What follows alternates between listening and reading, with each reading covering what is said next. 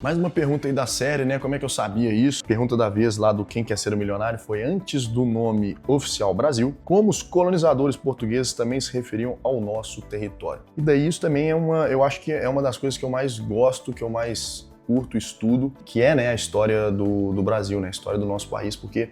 eu acho que todo mundo, como todo mundo que estuda bastante sobre o Brasil, a gente se pega no momento que fala, olha, eu sei tanto sobre outras coisas, sobre o mundo, a gente se interessa tanto por outros assuntos, Idade Média, etc. E quando a gente olha para dentro do nosso país, a gente fala, putz, eu não conheço quase nada sobre isso aqui, e a gente começa a se interessar. Muito também quando você começa a estudar sobre os Cavaleiros Templários, que aí eles vão ter, né, se a gente começa a falar aqui de Idade Média, aí você começa a entender o islamismo contra o cristianismo, e aí você vai para as cruzadas, e aí, consequentemente, você está falando de, né, dos cavaleiros da Ordem do Templo de Salomão, que são, né, os cavaleiros da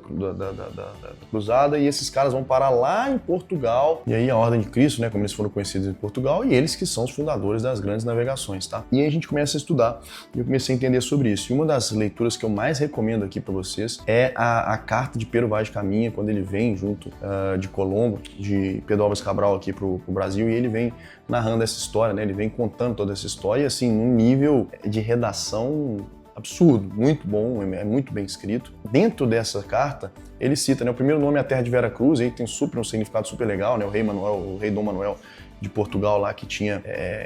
toda uma história com isso, etc, não vem ao caso aqui, mas ele sempre, né, nas cartas e sempre nas comunicações com o reino de Portugal, falando sobre a quantidade de papagaio que tinha aqui, e eles começaram a dar esse apelido pro Brasil, tá?